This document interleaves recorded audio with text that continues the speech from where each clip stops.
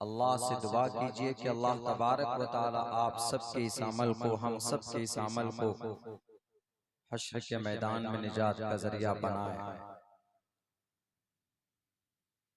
अल्लाह के नबी अलैहिस्सलातु वस्सलाम से किसी ने पूछा, किसी सहाबी ने, कि अल्लाह के नबी जानवर ज़िबा करते हैं, क्या फायदा है, इसके बदले हमें क्या मिलेगा? तो अल्लाह के नबी अलैहिस्सलाम ने फरमाया कि जानवर के बदन पर जो बाल है, हर एक बाल के बदले एक नेकी मिलेगी। और मेंढा या भेड़ हो तो उसके बदन पर ऊन होते हैं, रेशम की तरह बाल से ज्यादा उसकी तादाद होती है। तो अल्लाह के नबी ने फरमाया कि उस हर एक के बदले एक नेकी मिलेगी। और सुनो, ये तुम्हारे बाप इब्राहिम अलैहिस्सलातु वस्सलाम की एक सुन्नत है, एक तरीका है जो तुम्हें अपनी जिंदगी के अंदर इस मुबारक अमल को करना। इस्लाम में 1 इंच आगे या 1 इंच पीछे अपनी तरफ से जर्रा बराबर कुछ करने का परमिशन बिल्कुल नहीं है।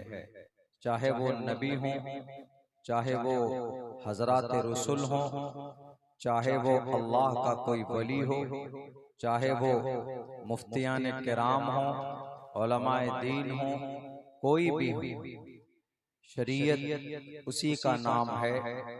अल्लाह की तरफ से जो फैसला हो जाता है वो किसी मोमिन मर्द या औरत के लिए जायज नहीं है कि उसके अंदर कोई तब्दीली करे या उसके अंदर मनमानी करे। फैसला आ गया ऊपर वाले की तरफ से, अल्लाह की तरफ से, तो उसी को वजूद में लाना है और उसी को मुकम्मल करना है। इसी को इस्लाम बोलते हैं। इस्लाम में, शरीयत में कमी और ज्यादती की बिल्कुल गुंजाइश नहीं। आप ऐसे समझिए, जोहर की नमाज का वक्त है, फर्ज 4 रकात नमाज है, असर में भी 4 ही रकात नमाज है, मगर मगरिब में 3 रकात फर्ज है। कोई आदमी कह सकता है अरे शायद कोई गलती हो गई होगी या किसी चूक की वजह से ऐसा हुआ होगा कि मगरिब में 3 रकात नमाज क्यों फर्ज है। चलो हम 1 रकात एक्स्ट्रा इसमें ऐड कर देते हैं, इसको बढ़ा देते हैं ताकि सवाब भी बढ़ जाए। और ऊपर जोहर असर में 4-4 है तो इसमें भी 4 रकात, फिर इशा में 4 रकात और इसी तरह फजर में भी 2 रकात एक्स्ट्रा जोड़ देंगे तो सवाब ज्यादा मिलेगा, नेकी मिलेगी।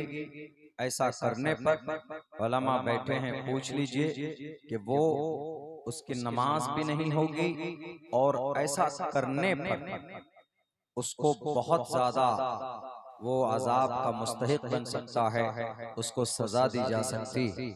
ला तब्दील लिकलिमातिल्लाह, अल्लाह के फैसले में, अल्लाह के फरमान में, अल्लाह के कानून में कोई तब्दीली नहीं कर सकता।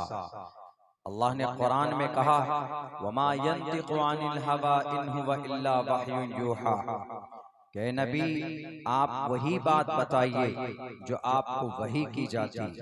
आप अपनी तरफ से अपनी ख्वाहिश के मुताबिक आप कोई भी बात कौम और समाज के बीच में वो नहीं रख सकते जो आपकी इच्छा के अनुसार, आपकी मर्जी के मुताबिक। इस्लाम की सबसे बड़ी मजबूती यही है कि इस्लाम के अंदर जर्रा बराबर कमी बेशी की बिल्कुल गुंजाइश नहीं। मैं इसलिए बोल रहा हूँ क्योंकि अभी मैंने 2-3 दिन पहले न्यूज में एक एंकर साहब चीख कर कह रहे थे कि हजरत इब्राहिम अलैहिस्सलाम ने बेटे की कुर्बानी पेश की थी, अपने बेटे को लेकर गए थे। उनका एक छोटा बेटा बुढ़ापे की उम्र में हजरत इब्राहिम अलैहिस्सलाम की उम्र जब 99 साल की होगी हुई, 100 साल के करीब पहुंचे, तो उस बुढ़ापे में उनको कोई औलाद नहीं थी। दुआ की तो अल्लाह तबारक व तआला ने एक खूबसूरत सा बच्चा हजरत इस्माइल की शक्ल में अल्लाह ने एक औलाद अता की। लेकिन शायद 11 या 8 साल का वो बच्चा हुआ, मासूम सा प्यारा बच्चा। तो ख्वाब में अल्लाह ने दिखाया कि इब्राहिम अलैहिस्सलाम अपने बेटे को ज़िबा कर रहे हैं। इन्नी अरा फिल मनामी अन्नी अज़बहुका फंजुर माज़ा तरा। हजरत इब्राहिम ने अपने बेटे से सुबह होकर कहा कि मैंने सपने में देखा, ख्वाब में देखा है, मैं तुम्हें ज़िबा कर रहा हूं, मैं तुमको तुम्हारे गले पर छुरी चला रहा हूं। फंजुर माज़ा तरा, तुम्हारी क्या राय? क्योंकि नबी और रसूल के ख्वाब वही के दर्जे में होते हैं, वही होती है एक तरह से, इस वजह से वो झूठी नहीं हो सकती थी। बेटा भी कहता है, बेटा ये नहीं कहता आज के तरह का बेटा होता तो कहता है कि ये बाप पागल हो गया, इसलिए कोई बेटे को मारता है। और वो भी सपने में क्या देखा नहीं देखा, बेटे को ज़िबा कर देंगे आप, आपकी कोई औलाद नहीं है, मैं ही आपका सहारा बन सकता हूँ और आप मुझे ज़िबा करोगे। क़ाल या अबति फ़अल, बेटे ने कोई सवाल नहीं किया, हजरत इस्माइल अलैहिस्सलाम ने कोई सवाल नहीं किया। या अबति फ़अल, अब्बा आप कर गुजरिए वो जो आपको दिखाया गया है, आप वो कीजिए, आप इंशाअल्लाह मुझे एक कदम आप पीछे नहीं पाएंगे, इंशाअल्लाह मुझे सब्र करने वालों में पाएंगे। मैं आपके इस फैसले का स्वागत करता हूं, चलिए कहां क्या करना है, मैं तैयार। तो हजरत इब्राहिम अलैहिस्सलाम मुख्तसरन ये जिक्र कर देता हूं ताकि जो गलतफहमी पैदा की जा रही है, त्योहार पे कुर्बानी की बात है और बल्कि नेशनल लेवल की इलेक्ट्रॉनिक मीडिया के पैनल और उनके प्लेटफॉर्म से ये बात चलाई गई, तो जाहिर सी बात है कि हमारे बहुत सारे नौजवान ऐसे हैं जो इस्लाम में भी हैं और सनातन धर्म में भी हैं। वो कहते हैं कि अरे ये तो बहुत बड़ी सच्चाई छुपाई गई हमसे, तो इसलिए जरूरी है एक्सप्लेनेशन करना ताकि गलतफहमी मिसअंडरस्टैंडिंग जो फैलाई जाती है वो खत्म हो सके, वो आपके दिमाग से दूर हो सके। तो बहरे कैफ हजरत इब्राहिम अलैहिस्सलातु वस्सलाम अपने बेटे को लेकर और छुरी को लेकर चल पड़ते जंगल के तरफ और वहां जाते हैं। फलम्मा अस्लमा वतल्लहु लिलजबीन, हजरत इब्राहिम अलैहिस्सलातु वस्सलाम और उनके बेटे ने जब रब के फैसले के सामने में घुटने टेक दिए और उस मुबारक अमल को करने लगे, तो हजरत इस्माइल ने अपने अब्बा से कहा कि अब्बा जान, आप अपने आंख पर पट्टी बांध लीजिए, कहीं ऐसा ना हो कि आप मेरे गले पर छुरी चलाएं और मेरा चेहरा देखें और आपको रहम आ जाए और आप उस काम से रुक जाएं जिस काम को अल्लाह ने आपको करने के लिए कहा। बेटा ये तरकीब बताता क्या निजाम होगा, क्या सिस्टम होगा, कैसा ताल्लुक होगा अल्लाह की जात पर। आज तो हमारा रिश्ता, हमारा यकीन अल्लाह की जात पर बिल्कुल नहीं है। सबसे लास्ट में अल्लाह का नाम लिया जाता, अल्लाह से कोई रिश्ता नहीं। वहां टाइम टू टाइम फैसले होते हैं अल्लाह तबारक व तआला की तरफ से। बैरकैफ तो हुआ ये कि हजरत इस्माइल अलैहिस्सलातु वस्सलाम को लिटा दिया गया और वो छुरी लेकर हजरत इब्राहिम अलैहिस्सलाम उनके गले पर चलाने लगे। छुरी चल रही थी लेकिन गला नहीं कट रहा था, इसलिए कि अल्लाह को एक मासूम बच्चे का गला काटना, उनका कटवाना मकसद नहीं था। किसी इंसान की हत्या, किसी इंसान का मर्डर इस्लाम में जायज नहीं है, इसकी परमिशन बिल्कुल नहीं है। न हजरत आदम के जमाने में और न हजरत मूसा के जमाने में, न हजरत दाऊद के जमाने में, न हजरत इब्राहिम के जमाने में बिना बात के कोई किसी को कैसे मार सकता है, वो भी 11 साल का मासूम बच्चा। और हाथ जिसके हाथ में छुरी है वो इब्राहिम है जो खलीलुल्लाह है। वो कैसे अपने बेटे को ज़िबा कर सकते हैं, उनका मर्डर कर सकते हैं या उनको काट सकते हैं। सिर्फ अल्लाह को देखना था, आजमाना था। वनादैनाहु अय्या इब्राहिम क़द सद्दक़्तर रुया, अल्लाह ने आवाज दी कि इब्राहिम तुमने सच कर दिखाया, जो हमने मैंने सच्चा पाया। यानी तुम पीछे नहीं हटे, तुम इम्तिहान में कामयाब हो गए। सिर्फ वहां पर इम्तिहान लेना मकसद था। तो फौरन अल्लाह तबारक व तआला ने हजरत जिब्राइल से कहा कि जिब्राइल जाओ, मेंढा लेकर जाओ। अल्लाह तबारक व तआला ने हजरत जिब्राइल को भेजा मेंढा लेकर, और फिर उसकी कुर्बानी हजरत इस्माइल को हटाकर फौरन उस मेंढे को रखा गया और उसके गले में फिर छुरी चले और फिर उसकी कुर्बानी दी गई। तब से लेकर कयामत तक इस्लाम में यह ऑर्डर रहेगा कि जानवर की कुर्बानी, बकरे की कुर्बानी पेश करें। कुर्बानी अल्लाह को पसंद है। अल्लाह कुर्बानी का एक कतरा खून जमीन पर, कुर्बानी का खून का कतरा जमीन पर गिरने से पहले वो अल्लाह के दरबार में कबूल हो जाता। ये मुबारक अमल हर साल मुसलमान करते हैं। मांस गोश्त खाने के लिए नहीं करते, कुर्बानी गोश्त खाने के लिए नहीं है। नहीं यनालुल्लाह लुहुमुहा वला दिमाउहा वलाकिन यनालुहु तक़वा मिनकुम।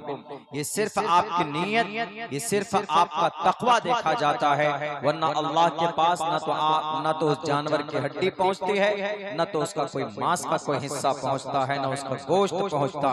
आपकी नीयत स्वीकार होती है, आपकी नीयत एक्सेप्टेबल होती है। आपकी नीयत किस दर्जे की मेरे भाइयों। तो पता है मीडिया में क्या कहा गया कि हजरत इब्राहिम ने तो बेटे की कुर्बानी की। ये देख लीजिए मुसलमानों को ये बकरे की कुर्बानी कर रहे हैं। ये लाखों रुपए खर्च करके बकरा लाते हैं और उसको ज़िबा करते हैं। अगर इतनी मोहब्बत है हजरत इब्राहिम से तो एक एक बेटे की कुर्बानी पेश करो। ये आधी अधूरी बातें बतलाते हैं ताकि भरम फैलाया जाए हिंदू मुसलमानों के बीच में, ताकि उन नौजवानों के दिलो दिमाग में गलतफहमी पैदा की जाए जो धार्मिक ग्रंथों से दूर रहते हैं, जो अपनी मजहबी जो नॉलेज है, ईश्वरीय ग्रंथ है, अपनी मजहबी जानकारी जिनके अंदर नहीं है, वो बड़ी आसानी से व्हाट्सएप यूनिवर्सिटी की बात को देखते हैं और उस पर अमल कर लेते हैं। उसका कोई सिलेबस नहीं होता, बस एक मैसेज फॉरवर्ड किया जाता है, हजारों लोगों के पास वो मैसेज पहुंचता, और खुसूसन यंग ब्लड जिनकी उम्र 15 साल से लेकर 25 साल के बीच में उनका खून गर्म होता।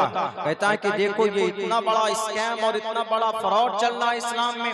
वहां तो इब्राहिम अपने बेटे की कुर्बानी दे रहे हैं और यहाँ पर आजकल का मुसलमान बकरे की कुर्बानी दे रहा है या और दूसरे जानवरों की कुर्बानी दे रहा है। इसीलिए कैसे हो सकता, ये तो खिलाफ है, कुरान के खिलाफ है, शरीयत के खिलाफ। ऐसा नहीं है। इस्लाम के अंदर राय के दाने के बराबर भी शरीयत के खिलाफ किसी फरमान को करने की परमिशन किसी को भी नहीं है, किसी को भी नहीं है। कुरान ने जो कह दिया, शरीयत ने जो कह दिया सो कह दिया।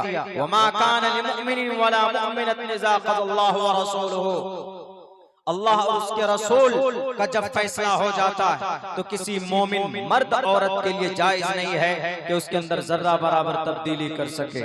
तो इसलिए इस मुबारक अमल को मुसलमान करता है तो उसकी बैकग्राउंड कुछ इस तरह का है, इस तरह के वाक़यात हैं जिसकी वजह से आज मुसलमान उसको करते हैं। वो अपने अब्बा अपने हजरत इब्राहिम अलैहिस्सलाम की सुन्नत को जिंदा करते हैं, बाकी कुछ और नहीं होता। और इस मुबारक महीने में इस्लामी कैलेंडर के एतबार से ये महीना बिल्कुल आखिर महीना है। इसके बाद जो महीना आने वाला है वो मुहर्रम का महीना है, जो साल का इस्लामी कैलेंडर के एतबार से सबसे पहला महीना होता है, मुहर्रम का महीना। ये इस्लाम में दो ही त्योहार, एक ईद है और एक बकरीद। ईद दोनों ईदैन जिसको बोलते हैं, एक ईद और एक ईदुल अज़हा। ये कुर्बानी की ईद है, कुर्बानी देते हैं। इसमें जानवर की कुर्बानी होती है। 3 दिन तक ये अमल हो सकता है, 10 तारीख को, 11 तारीख को, 12 तारीख को, और इसी 10 को यानी इन्हीं अय्याम में आगे पीछे इसी महीने में एक बहुत बड़ा मुबारक अमल होता है। अरकान इस्लाम में वो अमल है, यानी इस्लाम के जो अरकान है 5 चीजों में से उनमें एक चीज है, वो क्या? हज है। हज पिलग्रिमेज टू मक्का, हज जाते हैं हमारे हुज्जाज किराम। इस बार तो शायद भारत से तकरीबन 35 या 50 हजार हाजी वापस आए हैं, उनको नहीं पहुंचने दिया गया किसी टेक्निकल फॉल्ट की वजह से, किसी परेशानी में आइंदा साल के लिए उनको वो किया गया। हज करने जाते हैं, ये हज फर्ज है मालदार लोगों पर। हमारे हिंदू भाई भी करते हैं, अलग बात है कि वो किसी और कंट्री में नहीं जाते, भारत में ही करते हैं। मुसलमान जैसे हज करता है, हिंदू भाई भी तीर्थ यात्रा करते हैं। तीर्थ यात्रा में कहीं बाबू धाम जाते हैं, कोई देवघर जाते हैं, अलग अलग तरह के सफर करके जाते हैं। कुछ लोग पैदल जाते हैं, उनका एक तीर्थ यात्रा होता है। हज में इनके तीर्थ यात्रा में भी तकरीबन 2 ही कपड़े पहने जाते हैं, और हज में एहराम के भी 2 कपड़े।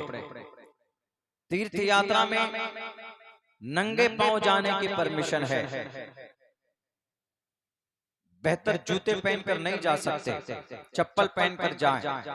और हज में भी जो हमारे हाजी लोग जाते हैं तो एहराम के जो कपड़े हैं वो 2 चादर सफेद कलर के होते हैं, बिना सिले हुए, और सर पर टोपी भी नहीं होती, और पैर में चप्पल, हवाई चप्पल।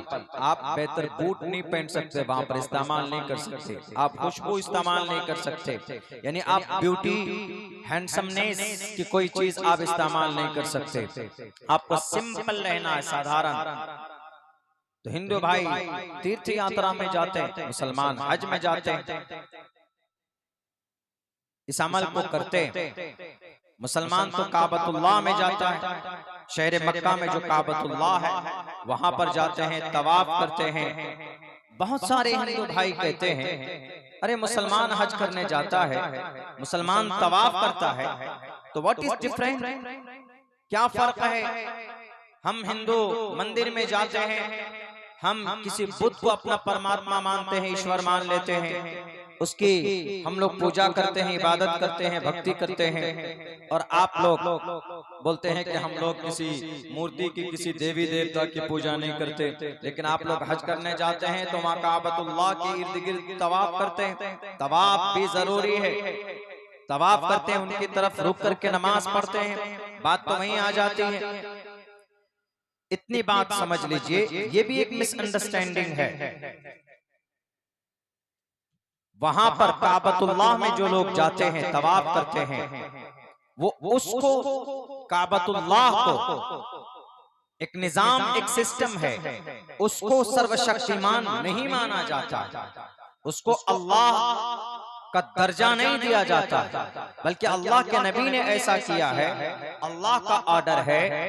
वो जो एक पत्थर है वहां पर, हजर असवद जिसको बोलते हैं, हजरत उमर फारूक रजी अल्लाह ताला अन्हु जब तवाफ करने के लिए पहुंचे तो हजर असवद के सामने खड़े होकर कहा कि हजर असवद, तो एक पत्थर है, तुम्हारे अंदर नफा नुकसान पहुंचाने की ताकत नहीं है, हम तुम्हें सिर्फ इसलिए चूमते हैं, बोसा देते हैं क्योंकि हमने देखा है हमारे आखिरी नबी जनाब मोहम्मद रसूलुल्लाह सल्लल्लाहु अलैहि वसल्लम को ऐसा करते हुए, इसीलिए, वरना तू सिर्फ एक साधारण, एक मामूली पत्थर है, तुम्हारी कोई अहमियत और हैसियत इस एतबार से नहीं है कि तू नफा और नुकसान पहुंचा सकती।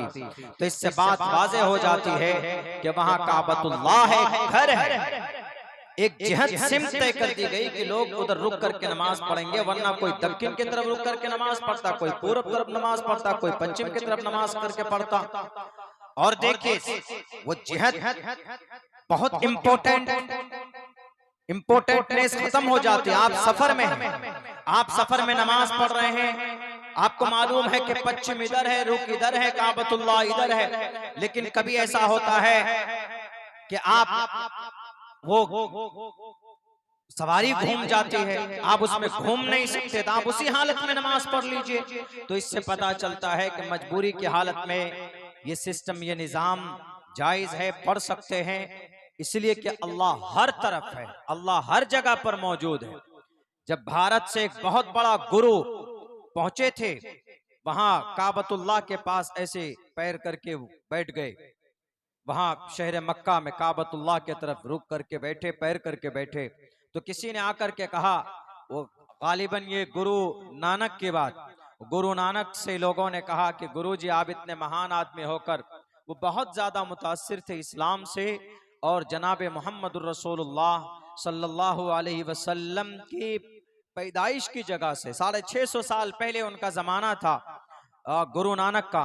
तो गुरु नानक को मानते हैं सिख लोग, वो पहुंच गए वहां पे, वहां पर जाते हैं और वो पैर फैलाकर बैठ जाते हैं और अकीदत से काबतुल्लाह को देखते हैं।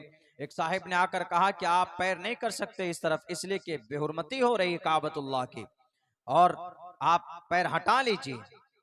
तो उन्होंने जवाब दिया, काबिले गौर है उनका ये जवाब। उन्होंने कहा कि अरे तुम मुझे किस लिए मना कर रहे हो कि ये बैतुल्लाह अल्लाह का घर है, इसलिए इधर पैर करने से रुक कर रहे, किधर करोगे? उन्होंने कहा कि आप पूरब कर लीजिए, या आप इधर उत्तर कर लीजिए, दक्षिण कर लीजिए, ईस्ट वेस्ट किसी भी तरफ कर लीजिए, लेकिन बैतुल्लाह की तरफ मत कीजिए, बेहुरमती होती। उन्होंने कहा कि चलो मैंने दक्षिण तरफ कर लिया, लेकिन जरा बताओ अल्लाह क्या दक्षिण तरफ नहीं है? अल्लाह तो वहां पर भी, तो वहां तो अल्लाह की तौहीन, अल्लाह की बेहुरमती वहां पर भी हो रही। मुझे सिर्फ ये बताना मकसद था मेरा कि अल्लाह हर जगह पर है, कहीं पर भी ऐसा नहीं है। अगर हिंदू भाई किसी पेड़ के अंदर ये मानते हैं कि नहीं परमात्मा यहाँ पर है, तो गलत है। न देवा मुरच्छलामया न कास्टे विदते देव न पाषाण नमुर नमय भावी देवस्तस्मादो भावी कारणम। न देवा मुरच्छलामया, जो परमात्मा होता है वो किसी अन्न के अंदर नहीं होता। कहां होता है? वो हर जगह होता है। परमात्मा आपके साथ, परमात्मा आपके घर में, परमात्मा आपके साथ खेत खलियान में, परमात्मा आपकी बॉडी में है, परमात्मा आपके सर से पैर तक है। परमात्मा आप कहीं पर भी छुप जाएं, जमीन के नीचे आप चले जाएं, परमात्मा वहां पर भी। इसी को अल्लाह तबारक व तआला ने कुरान करीम के अंदर कहा है, वनहनु अक़रबु इलैहि मिन हब्लिल वरीद, मैं तुम्हारे शहरग से भी ज्यादा करीब हूं। शहरग है, अगर वो कट जाए तो आदमी 2 सेकंड के अंदर खत्म हो जाता, इसलिए अल्लाह ने उससे तशबीह दी, मैं उससे भी ज्यादा करीब हूं। तुम्हारे बॉडी के अंदर में जो शहरग है, जो खून है, मैं वहां पर भी हूं। और तुम ये समझते हो अगर तुम गुनाह करते हो कि मेरा अल्लाह नहीं देख रहा है, मैं छुप कर गुनाह कर रहा हूं, मैं रातों की तारीकी में शराब पी रहा हूं, मैं चुपके चुपके रिश्ता करता हूं तो 2-2, 3-3 लाख रुपए तिलक में मांगता हूं, मेरा रब नहीं देख रहा है। गलत, रब सब देखता है। क्यों? इसलिए कि वह हर जगह पर है। किधर भी रुक कीजिए आप अगर खेत में है, जमीन में है, जंगल में है, मार्केट में है, अल्लाह वहां पर भी। मेरे सनातनी भाइयों, कोई भी गुनाह करने से पहले ये सोच लीजिए कि परमात्मा मुझे देख रहा, ईश्वर मुझे देख रहा। इसलिए कि ईश्वर ऐसा नहीं कि मंदिर के अंदर में शिव जी की मूर्ति है तो मन से शिव जी मंदिर में है। दुर्गे माता की मूर्ति अगर किसी मंदिर में है या किसी घर के किसी हिस्से में मंदिर बनाकर हमने उसको रख लिया तो वहीं पर है, नहीं, बल्कि परमात्मा हर जगह पर है, ईश्वर हर जगह पर होता है। अल्लाह की जात ऐसी है जो कोई चीज उसको मुहित नहीं कर सकती, उसको कंट्रोल में नहीं कर सकती। अंदन तमह प्राविशंति असंभवति मुपास्ति ततु भूय इव्युति तमोय संभूति अमृतः। वो तो हर जगह पर है, किसी एक जगह पर उसको मुक़य्यद कर देना कि नहीं इस पेड़ के अंदर, इस पेड़ के सामने में खड़े होकर पूजा प्रार्थना करेंगे तो इच्छाएं पूरी होंगी, यही परमात्मा है, गलत कॉन्सेप्ट, शास्त्र के खिलाफ हो जाएगा। या अगर कोई मुसलमान किसी मस्जिद में ही अल्लाह को मानता है कि बस मस्जिद में अल्लाह है, सजदा कर लो, अल्लाह से दुआ मांग लो, मस्जिद के बाहर अल्लाह नहीं है, बाहर झूठ बोलो, शराब पियो, बाहर सूद खाओ, धोखा दो, बेईमानी करो, चुगलखोरी करो, गीबत करो, नॉट अलाउड। ऐसा नहीं है। मस्जिद पवित्र तरीन जगह है, मस्जिद अल्लाह को पसंद है वो जगह, क्योंकि अल्लाह को 6 करोड़ 30 लाख मुरब्बा मील की धरती पर सबसे ज्यादा पसंदीदा कोई जगह है तो मस्जिद है। मस्जिद पवित्र तरीन जगह है, सजदे किए जाते हैं, रब के सामने मुकद्दस पेशानी को झुकाया जाता है, इसीलिए वो जगह वहां पर आदमी डरता। लेकिन इतनी बात सुन लीजिए, जो चीजें मस्जिद में जायज नहीं है, जो काम जो गुनाह करना, वो मस्जिद के बाहर भी जायज नहीं। मस्जिद में झूठ बोलना, मस्जिद के अंदर में खुराफाती बातें करना जायज नहीं है तो बाहर भी जायज नहीं। मस्जिद में चोरी करना, गीबत करना, चुगलखोरी करना जायज नहीं है तो मस्जिद के बाहर भी जायज नहीं। यही चीज हमारे हिंदू भाइयों के लिए भी, जो चीजें ईश्वर के सामने मंदिर के अंदर नहीं कर सकते, मंदिर के अंदर ईश्वर के सामने नहीं कर सकते, वो मंदिर के बाहर भी नहीं कर सकते, ईश्वर के खिलाफ नहीं जा सकते।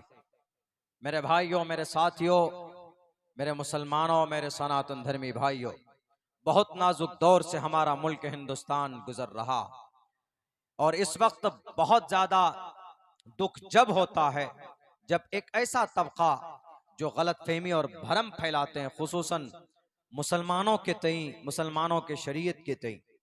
हमने शुरू में ये बात कही है कि किसी मुसलमान के लिए जायज नहीं है, परमिशन नहीं है कि मुसलमान कोई ऐसा कानून बनाए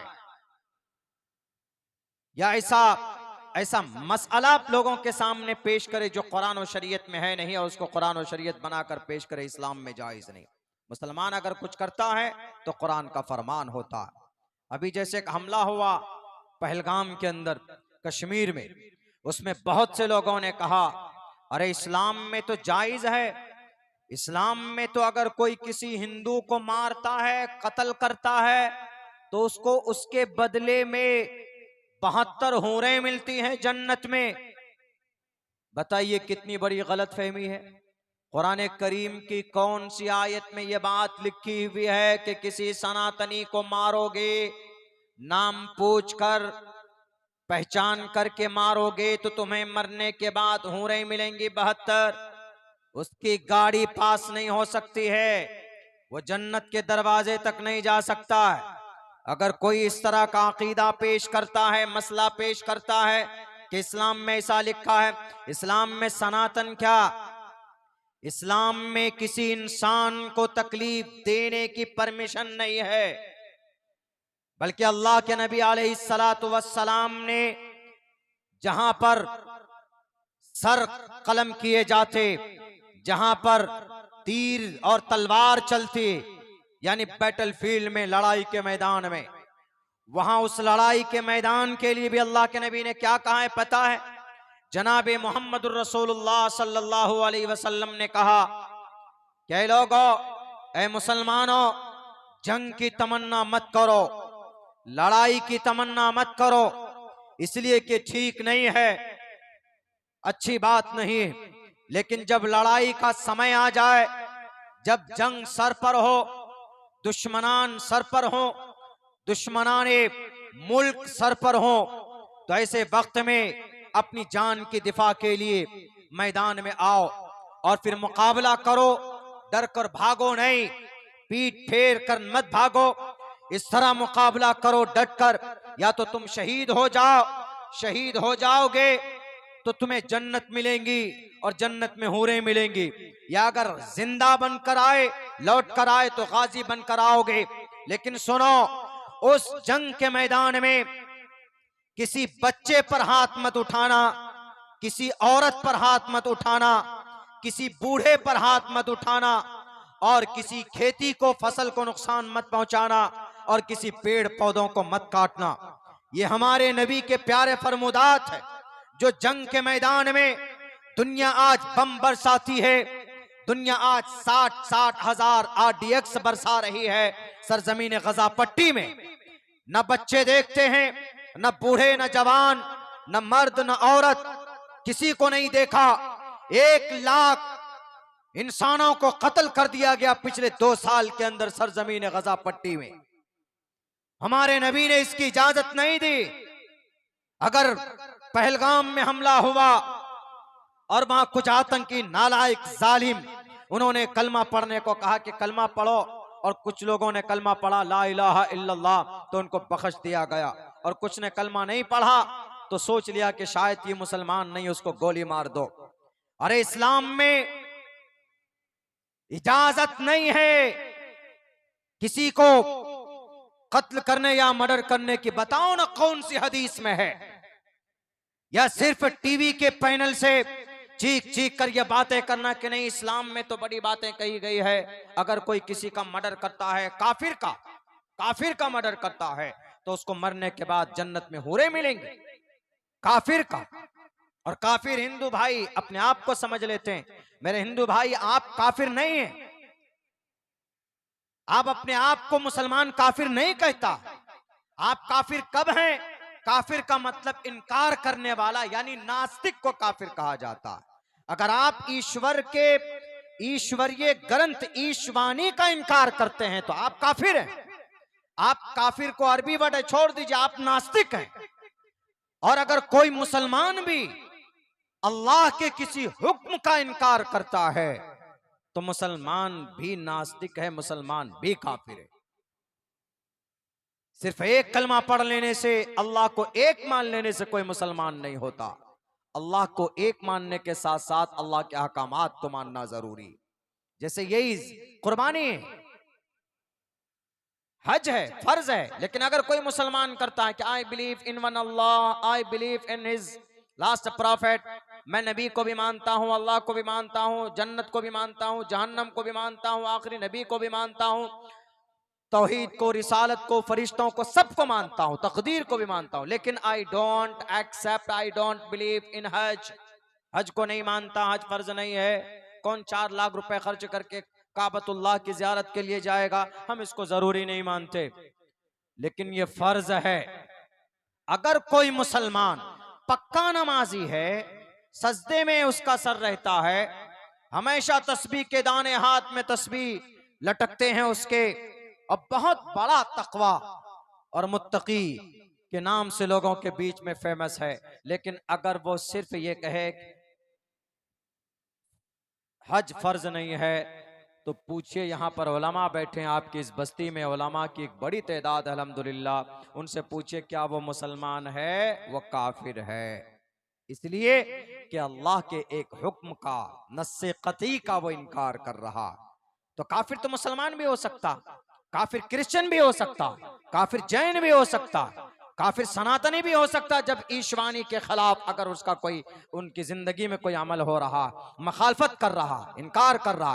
परमात्मा कहता है हिंसा सत्यम करो दस्तयागा, जुल्म का रास्ता मत अपनाओ, झूठ मत बोलो, गुस्से को मत अपनाओ। लेकिन अगर कोई हमारे सनातनी भाई झूठ बोलता है, जुल्म तशद्दुद का रास्ता अपनाता है, ये श्रीमद् भगवत गीता का खिलाफ होगा। ये गीता के श्लोक हैं जो मैंने पढ़े अभी आपके सामने, अहिंसा सत्यम करो दस्तयागा, शांति रपैशुनम दया बुलेश्वलोप तवम हीर चापलाम। श्रीमद् भगवत गीता का ये मंत्र है। ईश्वर के ईशवाणी के खिलाफ अगर कोई हिंदू करता है, वो मानता है उस बात को, तो मेरे हिंदू भाई आप नास्तिक है। इसी नास्तिक को अरबी में कह दिया जाता है काफिर, इनकार करने वाला। ये मीडिया वाले आए चीख कर, अरे काफिर को मारो जन्नत में चले जाओगे। उन्हें नहीं पता कि काफिर किसको बोलते हैं। काफिर तो ये मीडिया वाले खुद ही होते हैं। ये असली ईश्वर को छोड़ देते हैं, नकली ईश्वर की चापलूसी करते, अभी लोगों के बीच में भरम फैलाते।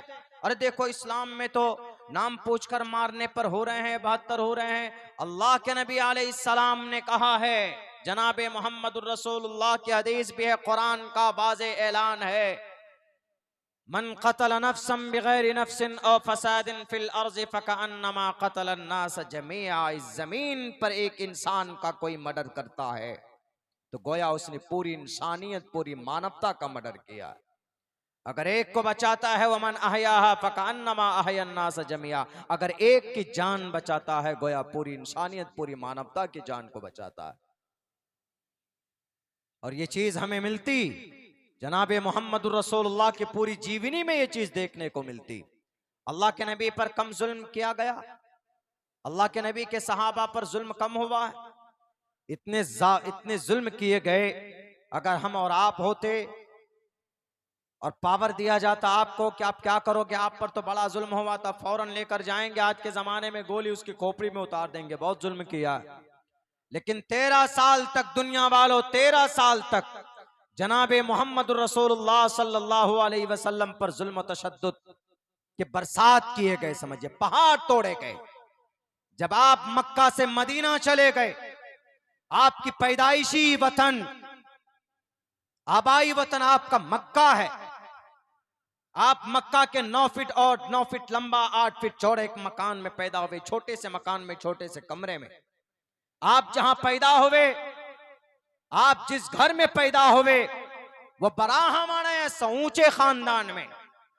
विष्णु यश के जरिए से, अब्दुल्ला के जरिए से, सुमत्यानि था वैष्णवम, संस्कृत में इनको उल्लेख किया है कि आमना के कोख से विष्णु यश के अब्दुल्ला के जरिए से वो शंबल गराम के अंदर पैदा हुए जनाब मोहम्मद रसूलुल्लाह सल्लल्लाहु अलैहि वसल्लम। जब आपको नबूवत मिली, 13 साल तक लोगों ने इतना परेशान किया, इतना परेशान किया, इतनी तकलीफें पेश की, बर्दाश्त करनी पड़ी आप अलैहिस्सलाम को। आप अलैहिस्सलाम जब मजबूर होकर, जब अल्लाह की तरफ से ऑर्डर हुआ कि मोहम्मद अब आप यहाँ पर नहीं रह सकते, अब आप चले जाइए मदीनतुल मुनव्वरा। जब आप मदीना गए तो वहां जाने के बाद अल्लाह तबारक व तआला ने रास्ते हमवार किए। अल्लाह के नबी का जुर्म क्या था? इंसानियत का पैगाम लोगों के बीच लेकर जाना। क्या एक ईश्वर का पैगाम पहुंचाना पाप था? मोहम्मदुर रसूलुल्लाह जिन लोगों के पास गए, क्या ये कहा कि मुझे वोट दो, मुझे सीएम बनाओ, प्राइम मिनिस्टर बनाओ? आज तो लोग इस हद तक गुजर जाते हैं कि खुद से बम ब्लास्ट करवाते हैं, कभी कभी खुद से हमले कराते हैं और हिंदू मुसलमानों के बीच में नफरत की दीवार पाटते हैं, इसलिए ताकि वह गद्दी पर ज्यादा दिन तक बैठ सके। अल्लाह के नबी ने ऐसा नहीं किया। मोहम्मद रसूलुल्लाह ने यह कहा कि लोगों, जिस ईश्वर ने तुम्हें पैदा किया उस ईश्वर की भक्ति करो, बस और कुछ नहीं। अल्लाह के नबी ने कहा कि मैं तुमसे पैसा नहीं मांगता, मैं तुमसे दौलत नहीं मांग रहा, तुम बस सिर्फ उस एक अल्लाह की इबादत करो जिस अल्लाह ने तुम्हें मनी के पानी के नापाक कतरे से पैदा किया, खूबसूरत इंसान बनाया। उस रब के सामने अपनी पेशानी को झुकाओ, किसी और के सामने अपनी पेशानी को मत झुकाओ। सर्वशक्तिमान एक ही है, देव महान एक है, अद्धा देव महान एक है, वो अल्लाह की जात है, वो ईश्वर की जात है। लेकिन लोगों ने क्या किया? पत्थर बरसाया, आपके सर पर पत्थर बरसाए, सर फटा, खून बहा, बेहोश होकर एक दरख्त के नीचे बैठ जाते, तब भी आप अलैहिस्सलाम ने मारना तो दूर की बात, दुनिया तो नबी की सीरत को पेश नहीं करती। अल्लाह के नबी ने अपने जानी दुश्मनों को भी माफ कर दिया था। वरना हजरत जिब्राइल पहुंचे थे कि अल्लाह के नबी आप बोलो तो सही, ताइफ के इन बस्ती वालों को दोनों पहाड़ों के बीच में पीस दूंगा मैं अभी, और मैं जिब्राइल हूं। अल्लाह के नबी आप इशारा कीजिए, मेरे एक बाजू में इतनी ताकत है कि इस जमीन को उठाकर मैं पटक सकता हूं, इसको भस्म कर सकता हूं। कौम लूत को जब गर्क करना था, उसको पटकना था, तो सिर्फ दाएं पर जमीन में देकर 7वें आसमान में ले जाकर पटक दिया। मैं वो जिब्राइल हूं, मेरे अंदर इतनी ताकत है मोहम्मद, मेरी ताकत का अंदाजा आप नहीं लगा सकते। क्यों? कितनी ताकत मैं खुद नहीं जानता। अल्लाह मेरी ताकत की कसमें कुरान में खाता है, ज़ी क़ुव्वतिन इंद ज़िल अर्श मकीन, इतनी ताकत का मालिक। आज लोग 5 साल के लिए गद्दी में बैठता तो बुलडोजर का नाजायज इस्तेमाल करता, गरीबों के ऊपर अत्याचार जुल्म ज़्यादती करता। आदमी 5 साल के लिए पावर में आता है तो सरजमीन गजा पट्टी में 25,000 बच्चों के खून से अपने हाथ को रंग देता। लेकिन मेरे भाइयों, इतनी ताकत जिसके कब्जे में हो, मोहम्मदुर रसूलुल्लाह का एक इशारा काफी था कि जिब्राइल बड़ी तकलीफ दी है, जरा इनको मजा चखाओ। लेकिन अल्लाह के नबी अलैहिस्सलाम ने जिब्राइल से कहा कि जिब्राइल, अल्लाह ने मुझे जालिम बनाकर नहीं भेजा, जाओ वापस, अल्लाह ने मुझे रहमत बनाकर भेजा। 13 साल तक परेशानी बर्दाश्त की। नबी मक्का गए, मदीना गए, वहां 10,000 की एक फौज तैयार हुई। फौज मतलब अल्लाह के हुक्म के मुताबिक जिंदगी गुजारने वाले सहाबाए कराम के मुकद्दस जमात। सहाबा किराम जब आ रहे हैं अपने पुराने घर के तरफ मक्का को फतह करने के लिए, चूंकि घर से निकाल दिया गया था, जब ये हिजरत करके चले गए थे, बड़ी दिक्कत और परेशानी का सामना करना पड़ा। जब आप आ रहे थे तो उनमें से एक सहाबी इंतकाम क्या बात कर रहे थे कि आज तो इंतकाम लेंगे, आज तो यौम मलहमा है, अल्लाह के नबी आज तो मेरी तलवार है, हमारी तलवार है और इनकी गर्दनें होंगी, इनके पास इतनी जुर्रत नहीं है हमारा मुकाबला कर सकें। अल्लाह के नबी ने कहा कि ये इंतकाम की आवाज बुलंद करो, उबाद आप इंतकाम नहीं। आप गए, आपने माफी का ऐलान किया और यूं कहा कि आज इस शहर के अंदर किसी बेटी को, किसी माँ को, किसी बीवी को, किसी समाज की बेटी की इज्जत नहीं लूटी जाएगी, किसी बच्चे को यतीम नहीं किया जाएगा, किसी माँ को बेवा नहीं होना पड़ेगा, किसी समाज की बेटी का दुपट्टा नहीं खींचा जाएगा उनके सर पर। आज सबको अब मोहम्मद इब्न अब्दुल्ला माफ करता। जाओ इज़हबू व अंतुम तुलका, आपने उन जानी दुश्मनों को माफ किया जिन्होंने 3 साल तक आपका खाना और पानी बंद किया था। मीडिया वाले बेईमानी करते हो, पेश करो नबी की सीरत। तब भी जब उस मौके पर नबी ने किसी का सर तन से जुदा करने की परमिशन नहीं दी, जबकि जायज था, आप इंतकाम ले सकते थे, आप मुकाबला कर सकते थे और आप इजाजत थी शरीय एतबार से। वइन आक़बतुम फ़ाक़िबू बिमिस्लि मा उक़िबतुम बिही। इस्लाम में प्रावधान है, अगर कोई किसी का मर्डर करता है, लेकिन वहां के लिए जहां इस्लामिक शरीयत हो, अगर कोई किसी का मर्डर करता है तो उसके लिए जायज है कि वो उसी अंदाज में उसका मर्डर करके इसको इस्लाम की शरीयत में क़िसास बोलते हैं। भारत में नहीं है, जहां पर इस्लामिक शरीयत का निफाज है वहां के लिए। अल्लाह के नबी के जमाने में था, इस हिसाब से एक एक का बदला लिया जा सकता था, लेकिन अल्लाह के नबी ने कहा जाओ इज़हबू व अंतुम तुलका ला तसरीबा अलैकुमुल यौम, मैं माफ करता हूं। और आज खामखा नाम लेकर नबी के मानने वाले थे, वो कलमा पढ़ने वाले थे, वो क्या गारंटी है कि कलमा पढ़ने वाले थे वो? बैरक है, ये सारी साजिशें हैं। हम फिर से वही बात कहते हैं कि इस्लाम के अंदर में जर्रा बराबर गुंजाइश नहीं है कुरान और शरीयत के खिलाफ किसी मसले पर हम बात नहीं कर सकते।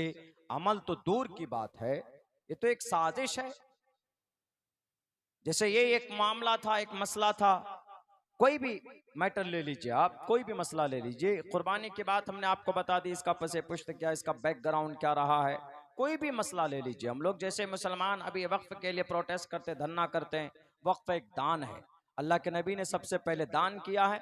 मैंने मंत्र पढ़ा भी है मेरे हिंदू भाइयों, मैंने मंत्र पढ़ा है आपके ग्रंथ का, श्रीमद् भगवद गीता में कहा गया दातव्यमिति यद्यानम दीयतेन उपकारिणे देशे काले च पात्रे च तद्दानम सात्विकम स्मृतम। दान करो, जरूरतमंद की जरूरत पूरी करो। तो उसी जरूरतमंद की जरूरत पूरी करने के लिए भारत के अंदर में जो प्रॉपर्टियां दान की गई उसी को वक्फ बोला जाता है। उसको अरबी में और उर्दू में वक्फ बोलते हैं, संस्कृत में इसको दान बोलते हैं, दान भी बोलते हैं, और हिंदी में संस्कृत में दान बोला जाता है। श्रीमद् भगवद गीता में भी इसका उपदेश 17 अध्याय, अध्याय नंबर 17 है, मंत्र अध्याय नंबर 17 है, मंत्र नंबर 19 और 20 और 21 है, जिसमें कहा गया दातव्यमिति यद्यानम दीयतेन उपकारिणे देशे काले च पात्रे च तद्दानम सात्विकम स्मृतम। जरूरतमंद की जरूरत को पूरी करो, अगर कोई भूखा है खाना खिलाओ, ये भी दान है, और अगर किसी के पास कपड़े नहीं कपड़ा दो, ये भी दान है, अगर कोई जरूरतमंद है उसकी जरूरत पूरी करो, ये भी दान है। इसी दान को अरबी में वक्फ कहा जाता है। लोग बोलते हैं, मीडिया वाले खुसूसन बोलते हैं कि अरे इस्लाम में कुरान में तो कहीं दान है ही नहीं, कुरान में कहीं लफ्ज वक्फ है ही नहीं। ये मौलाना लोग अपनी दुकान चलाने के लिए लोगों को बरगला कर सड़कों पर ला रहे हैं। नहीं जनाब, इसका बहुत बड़ा मकाम है दान का। अल्लाह के नबी की हदीस है, इज़ा मातल इंसानु इनक़ता अन्हु अमलुहु इल्ला मिन सलासा इल्ला मिन सदक़तिन जारियतिन। सदक़े जारिया दान है।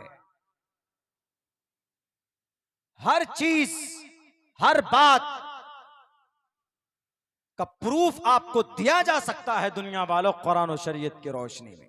इस्लाम इसी का नाम, कोई मौलाना अपनी तरफ से, अपने घर के तरफ से कुछ पेश नहीं करता, बल्कि सारी चीजें लिखी हुई।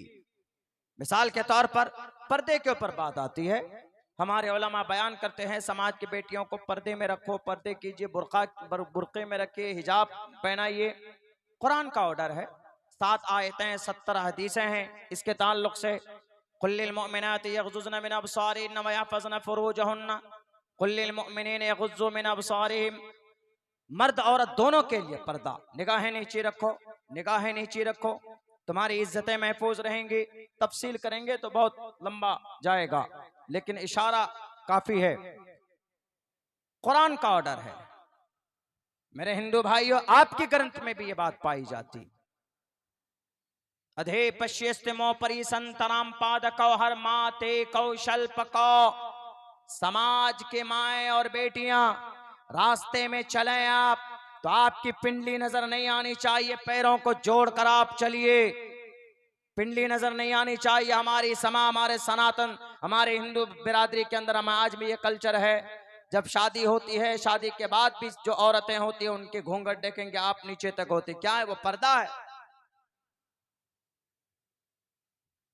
ऋग्वेद का ये मंत्र है, ऋग्वेद का, पुराण का नहीं है, उपनिषद का नहीं है, रामायण महाभारत गीता का नहीं है, पुराण का है ये, ऋग्वेद का। अधे पश्यस्तिमोपरि, जैसे मुसलमानों के बीच में कुरान का दर्जा है मुसलमानों के अकीदे के हिसाब से, ऐसे हिंदू भाइयों में ऋग्वेद का दर्जा वो अपने हिसाब से देते हैं कि उनके यहाँ सबसे बड़ा, सबसे बड़ी ग्रंथ मानी जाती ऋग्वेद। प्रश्नोत्तरी में तो यहां तक कहा गया, प्रश्नोत्तरी में तो कहा गया कि यत्र नार्यस्तु पूजन्ते रमन्ते तत्र देवता तत्र तास्तु न पूजन्ते न रमन्ते न तत्र देवता। औरत, समाज की बेटी का सम्मान करो, इज्जत करो, बेटी को महफूज रखो। और कहां बेटी महफूज रह सकती? गाड़ी में बैठकर बाल खोलकर घूमने चला जाए सीतामढ़ी, टी शर्ट और स्कर्ट पहनकर नीम बरहाना लिबास में अगर कोई औरत घूमती है तो शास्त्र के खिलाफ, ये इस्लाम के तरफ से तशद्दुद नहीं है। मेरे सनातनी भाइयों या मेरे मुसलमानों, मेरे समाज की बेटियों, आपकी इज्जत की हिफाजत के ताल्लुक से पर्दे के बारे में बात कही गई। यही कलकत्ता एक डॉक्टर का रेप किया गया, उसका मर्डर किया गया, वजह क्या पता है? 2 चीज। एक तो यह कि मर्डरर जो था, रेपिस्ट जो था, वो शराबी था, शराब पीकर उसने रेप किया। सीबीआई का चीफ ने कहा कि अगर ये इतनी शराब न पिया होता तो ये इतना बड़ा कांड नहीं करता। रेप करता है, मार देता है, मरने के बाद उस लड़की का 4 मर्तबा रेप करता, बलात्कार करता, मरने के बाद उसकी रीढ़ की हड्डी तोड़ देता, उसके हाथ की कलाई तोड़ देता। एक नॉर्मल इंसान कर सकता? नहीं कर सकता। 4-5 बोतलें शराब पी रखी थी, रात को 4 बजे उसने ये हरकत की। जरा बताइए कितना बड़ा जघन्य अपराध है। लेकिन दूसरी बात क्या लिखी वहां के चीफ ने? चार्जशीट में ये लिखा है, दूसरे उसको तो फांसी की सजा हो गई है, लेकिन फांसी पर लटका नहीं है, कम वक्त वो बहुत जल्दी लटक जाए, ऐसे राक्षस से समाज को मुक्ति मिल जाए। तो उसने फिर ये लिखा कि अगर ये डॉक्टर रात में अकेली नहीं होती तो ये इसकी हालत नहीं होती। अल्लाह के नबी ने 1450 साल पहले ये बात बता कर गए कि समाज की औरतें, आप घर से बाहर अकेली ना निकलें। वो डॉक्टर, लेडी डॉक्टर अकेली थी अपने कैबिन में या अपने कॉन्फ्रेंस हॉल में। इन्नल मरअता औरतुन इज़ा खरजत इस्तशरफहा शैतान। जब औरतें घर से बाहर अकेली निकलती है तो शैतान उसके पीछे लग जाता है। अगर औरतें के लिए अल्लाह ने और उसके रसूल ने कुरान और हदीस में पर्दे का जो ऑर्डर दिया है, उसका मकसद ही यही है समाज की जो नारी है, शक्ति है, इसकी इज्जत की रक्षा हो, ये पर्दे में रहे। उनकी आवाज में कशिश होती है तो अल्लाह ने कहा कि लचक, किसी अजनबी से बात करते हुए अपनी आवाज में लचक पैदा मत करो। आवाज में लचक नहीं होनी चाहिए, सख्ती के साथ बात करो। ये सिर्फ इसलिए कि उसकी इज्जत की हिफाजत होनी चाहिए। मेरे हिंदू भाइयों जरा बताइए, क्या कुरान की आदेश, कुरान का यह आदेश, शरीयत का यह फरमान जुल्म है समाज की बेटी पर? अगर शराब पर पाबंदी लगाता है खुदा का कुरान, इन्नमल खम्रु वल मैसिर, उसकी वजह यही है कि शराब पीने के बाद आदमी अकल से पैदल हो जाता, अकल नहीं होती, खत्म हो जाती अकल। इसीलिए अल्लाह ने कुरान में कहा इन्नमल खम्रु वल मैसिर, शराब और जुआ। हमारे नौजवान जो जाते हैं, 1 किलोमीटर पे बॉर्डर है, अब बाहर से जब आप एकदम पैक होके आ जाते, इन्नमल खम्रु, शराब, नशीली पदार्थ, बिहार के अंदर कोरेक्स, शराब पर तो पाबंदी है बिहार में, लेकिन शायद हमने सुना है कि होम डिलीवरी चालू है अंदर अंदर। शराब का एक कतरा, अल्लाह के नबी फरमाते, एक कतरा अगर किसी जवान, अगर कोई मुसलमान अपनी जुबान पर रखता है तो जैसे ही उसके हलक में शराब का कतरा उतरे तो फौरन अंदर से ईमान का नूर निकल जाता बाहर। जब तक नशे की हालत में रहेगा तब तक ईमान उसके अंदर वापस नहीं आता, वो नूर बाहर ही रहता।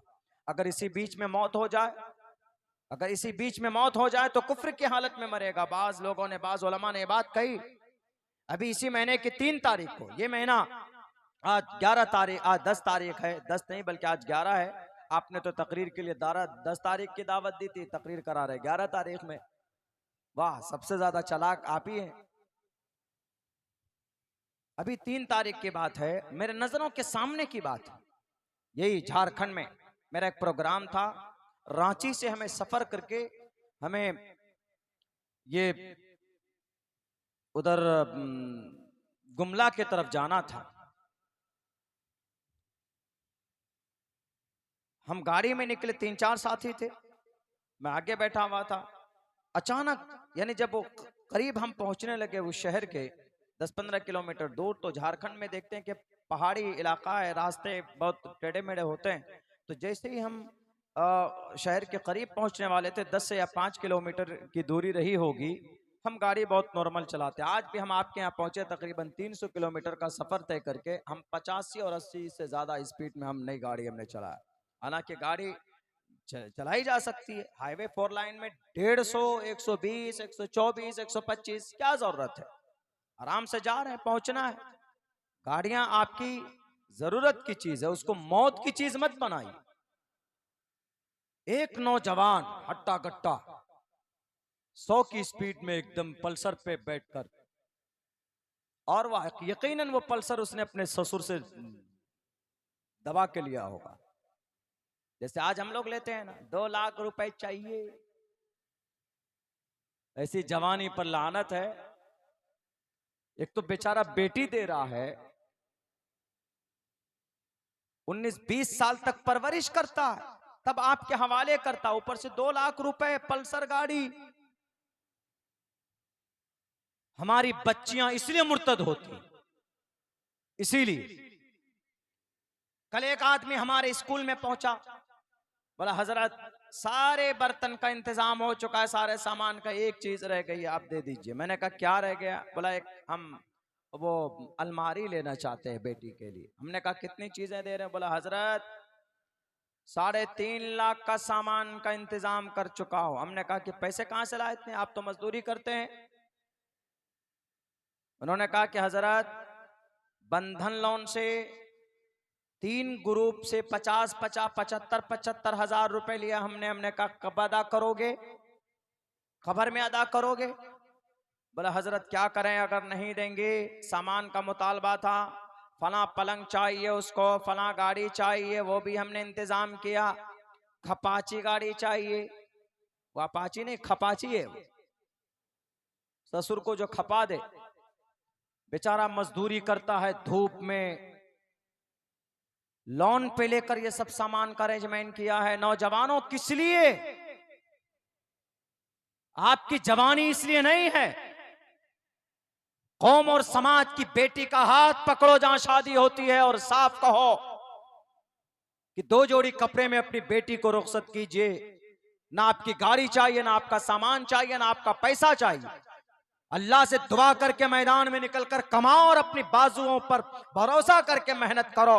कमा कर जो चीजें लोगे उसकी ज्यादा कदर और कीमत होगी। ये शरीयत की धज्जियां उड़ाकर हम मुतालबा करते हैं कि गाड़ी चाहिए हमें, पैसे चाहिए हमें। अब 20-25 साल की उम्र तक आप कुछ नहीं कर पाए, 2 लाख रुपए लेकर क्या करेंगे? आप शराब पिएंगे?